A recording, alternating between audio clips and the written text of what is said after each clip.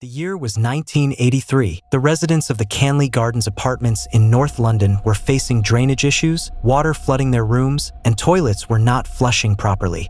Frustrated, the residents complained to the building owner, urging them to resolve the problem. However, the owner dismissed their complaints, claiming that the building was old so the wastewater drained slowly and there wasn't much they could do. As complaints continued to grow, the owner finally called a plumbing company. On the evening of February 8, 1983, an experienced plumber named Mike was sent to the Canley Gardens apartments. Upon arriving, Mike listened carefully to the residents' complaints. He then opened the cleanout cap at the back of the building to investigate for blockages. As soon as Mike shined his flashlight into the sewer hole, something unusual was revealed. He discovered a large accumulation of hair, napkins, and paper pieces that had become matted together, completely blocking the pipe. Realizing the issue, Mike quickly put on gloves and began removing the debris. He had brought a small bucket with him to collect the waste. After clearing out the major blockages and removing them from the pipe, Mike carefully inserted his hand into the pipe to reach the rest. He extended his entire arm inside, and everything seemed fine, until his hand brushed against something unusual. Mike moved his fingers, trying to identify what it was, but he couldn't quite figure it out. The object felt soft, but there was something hard inside it. When he tried to pull it out, he couldn't get a good grip, but whatever he touched felt strange. Mike carefully examined the object he had touched, and he suspected it might be meat, with small pieces of bone embedded in it. He had seen all kinds of blockages in his career as a plumber, but never anything like this. It was strange because he had never encountered meat causing a blockage in a drainage pipe. The meat felt unusual and Mike was puzzled. He'd cleaned hundreds of drainage pipes, but this was something entirely different, and it left him uneasy. At this point, Mike was deeply disturbed and unsure how to proceed. It was already late in the evening, and he didn't know what to do in this situation. So, he decided that he would return the next morning with his supervisor to properly assess and clean the blockage. He stopped working for the night and began heading back to his truck. As he was leaving, two residents from the building ran towards him and asked if he had cleared the blockage. Mike responded that there was still a lot of debris, including pieces of meat, and since it was already late, he couldn't clean it alone. One of the residents jokingly commented that it seemed like people were throwing away their KFC chicken instead of eating it. To this, Mike replied, "I'm not sure what this is, but it's unlike anything I've ever seen before." The next morning, Mike brought his supervisor along and informed him about the blockage.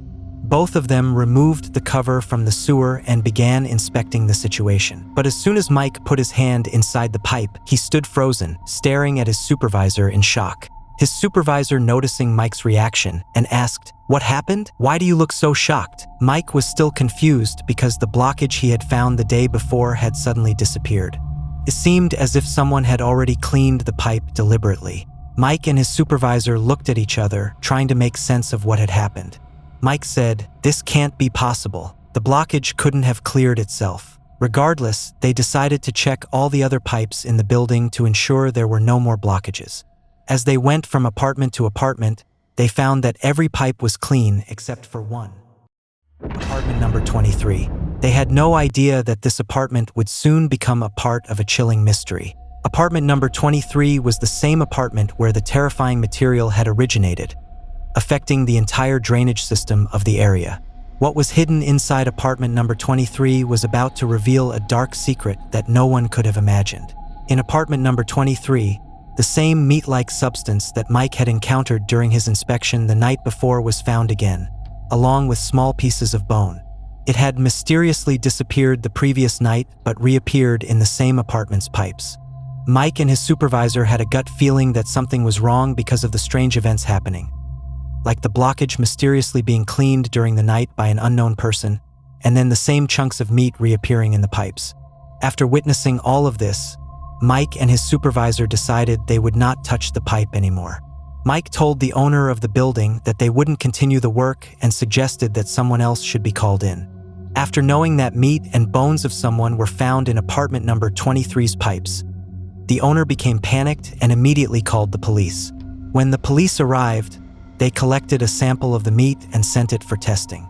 Next day, when the police opened the report and started reading it, everyone was shocked. The report revealed that the meat and bones were not ordinary animal remains, but human flesh. Furthermore, the meat was identified as a piece of a human neck. This discovery led the police to rush to Canley Gardens, specifically to apartment number 23.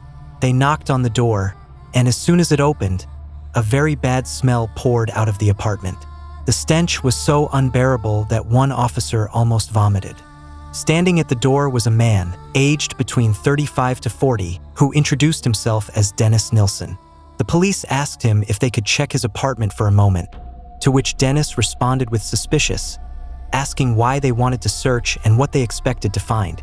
When the police informed him that human body parts had been found in his drainage pipes, Dennis seemed momentarily shocked. Dennis claimed that they must have entered the wrong apartment and that the body parts probably belonged to someone else.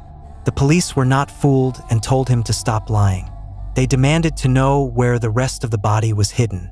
At this point, Dennis fell silent. He stood motionless, and without saying another word, he turned and walked away inside his apartment. Pointing his finger towards his bedroom, Dennis says, "The body is inside my wardrobe in 2 plastic bags." Before the police can enter his bedroom to search, they ask Dennis one more time, "Is there any other body in your apartment that we should know about?" Dennis takes a deep breath and starts staring at the ceiling. The police standing at the door ask, "What's up there?" Dennis replies, "Above is a graveyard." As the police enter the house and look up, they were shocked. The entire ceiling was drenched in blood, with fresh droplets still dripping from it. Suddenly, Dennis starts laughing for no apparent reason and says, "There might be 15 to 20 corpses up there." Hearing this, the police were shocked, their mouths wide open in shock. Then they asked, "Who are you? And why you do this?" Dennis slowly replies, "It's a long story, and I want to lighten my mind by telling you everything about this. Do you have the enough courage to hear it?" The police responded, "Yes." Then Dennis said, "Let's go to the police station. I will tell everything at the police station." After this, Dennis was handcuffed. On his way to the police station, he seemed very happy and kept saying, "Take me to the police station quickly. I wanted to tell everything." As the car stopped at the police station, Dennis rushed out of the vehicle, laughing loudly. Then some police officers took him into the interrogation room. They seated him on a chair and asked, "Now, tell us what you want to say." Dennis began revealing the most horrific story in England's history. As he told his tale, everyone in the room was terrified.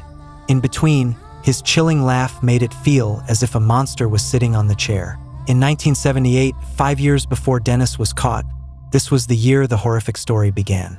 One night, as he was sitting in a bar, casually drinking, the door of the bar opened and a teenager walked into the bar. He had come to buy alcohol, but the bartender refused to serve him because the boy was under 18, still a child, essentially. Watching all this, Dennis called out to the boy. Hearing him, the boy walked over to the Dennis. Dennis then took him aside and asked, "Don't you have a drink?" The boy replied, "No." Dennis then said, "If you want, you can come over to my place. We can drink there." The 14-year-old boy, named Stephen Holmes, quickly agreed, and they started heading to the Dennis house. When they arrived, they drank heavily and enjoyed themselves. Eventually, exhausted, they both fell asleep on the same bed. The next morning, when Dennis woke up, he saw that his friend Stephen was still asleep in bed. But for some reason, Dennis felt a deep fear inside, an uneasiness that Stephen would leave him alone once he woke up and would never become his permanent friend. The idea of losing Stephen was unbearable. He wanted to keep Stephen with him forever. Suddenly, his eyes fell on Stephen's tie, which was lying on the floor. Dennis picked it up, calmly made a noose out of it, and climbed onto Stephen's chest. He slipped the tie around Stephen's neck and pulled as hard as he could. Dennis later told the police that as soon as he started pulling the tie tightly, Stephen woke up. At that moment, Stephen had no idea what was happening to him.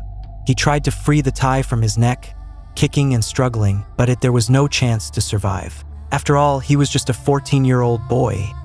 There wasn't much he could do. Eventually, Stephen gave up. His arms and legs stopped moving, and his body became motionless. Dennis claimed he removed the tie and saw that Stephen looked completely relaxed. But as soon as Dennis let him go, he realized Stephen wasn't dead yet. He was just unconscious. At that point, Dennis filled a bucket with water and submerged Stephen's head into it. He held Stephen's head so tightly that the boy couldn't free himself even if he wanted to. Stephen briefly regained consciousness but didn't try to fight back. Within minutes, the bubbles in the water stopped rising, and the 14-year-old boy died by the hands of the monster. But Dennis wasn't done yet. He grabbed Stephen's body and seated him on a nearby chair. Then Dennis went into the kitchen and made himself a cup of coffee. While sipping his coffee, he kept staring into Stephen's eyes. Not only that, Dennis lit a cigarette and placed it in Stephen's mouth while smoking himself. The police officers witnessing this were stunned. Dennis then told them that it was a very strange experience because, even though Stephen was dead, he looked like he could stand up at any moment. He looked like he was still alive. Dennis claimed he kept talking to Stephen, whose eyes were wide open and seemed to be looking at him as if Stephen was listening to everything he was saying. After killing Stephen, Dennis realized that his life would never be the same as before. He had completely changed and was about to embark a new life. The first thing he did was bath Stephen. He took Stephen's body to the bathroom and thoroughly washed it. Then Dennis laid Stephen's body on the bed and lay down next to him. Dennis said that at that moment, he felt an overwhelming happiness that he couldn't put into words because Stephen would never leave him now. He could keep Stephen with him for as long as he wanted. Lying next to Stephen on the bed, Dennis talked to him for a long time. But then he realized that he would eventually need to hide Stephen's body, otherwise he would get caught. So, Dennis went to a shop and bought a cutting machine. However, after returning home, as soon as he started cutting Stephen's body into small pieces, he suddenly felt sleepy. He decided to take a short nap and lay down on the bed as if nothing had happened. After waking up, Dennis seated Stephen's body on the sofa and started preparing dinner, and while eating, watched TV with Stephen's corpse by his side. After finishing dinner, Dennis turned his focus back to Stephen's body and began thinking about hiding it. Then he remembered. One of the wooden floor tiles in Dennis' apartment was loose. He started opening it up, and when he looked underneath, he realized there was enough space to hide Stephen's body. He picked up Stephen's body and began placing it inside, but by now, the body had stiffened completely. Stephen's arms were raised and stuck in that position. Dennis pulled and yanked Stephen's arms repeatedly until they were pressed down to his sides. Once Stephen's body was forced into it, Dennis put the tiles back in place and acted as if nothing had happened. He carried on with his daily routine, walking around the house like everything was normal. Weeks passed, but Dennis started missing Stephen again. He wanted to see him one more time, so he removed the tiles again, pulled Stephen's body out, cleaned and bathed it, and then bathed himself in the same water. Afterward, he spent time looking at Stephen, talking to him, and then carefully hide the body in the same spot again. 7 months passed, with Stephen's body still buried under the floor. One night, Dennis came home and finally decided it was time to dispose the body. He couldn't keep it with him any longer. Dennis takes Stephen's decayed body, spent a few hours talking to it, and then took it behind the apartment and burned it. Once the body was completely reduced to ashes, Dennis couldn't believe what he had done. He thought that no one would ever find out what he has done. However, guilt began to creep into his mind. Despite this, Dennis continued to act as if nothing had happened and carried on with his normal life. He couldn't believe it, he had gotten away with murder so easily. This realization gave Dennis even more confidence, and he committed another murder in the exact same way. Then a third, a fourth, and a fifth, then sixth, and so on until his house turned into a graveyard. But this psycho killer had a bizarre habit. He would told the story of his first murder to the second victim, the story of the second murder to the third victim, and so on. He shared the tales of his killings with every new corpse. Dennis confessed to murdering around 16 people, all by strangulation and drowning their heads in water. After killing them, he would hide the bodies in his house for months. Some in closets, some in cabinets, some in the attic, some in floor, and even some under his bed, the bed where he slept on. There wasn't a single corner of his house that hadn't concealed a body at some point. Dennis admitted to spend time with them, talk to them, and then hide them again. He also confessed that he found the corpses extremely beautiful and mesmerizing. They attracted him, which is why he kept them close. In 1983, the number of bodies in his house had grown so much that he realized he needed to get rid of them quickly or he would be caught.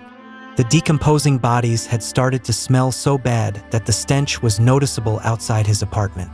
To dispose of the bodies, Dennis began cutting them into small pieces and flushing them down his drain pipes. Some pieces he even flushed down the toilet, but doing this repeatedly caused a blockage in the drainage pipe. Eventually, a plumber named Mike was called to fix the issue. While checking the drainage pipe, Mike found small chunks of human flesh. The next day, Mike returned with his supervisor, but by then, the evidence was gone. Dennis had heard about the plumber's discovery, so he had cleaned out the pipe at that night.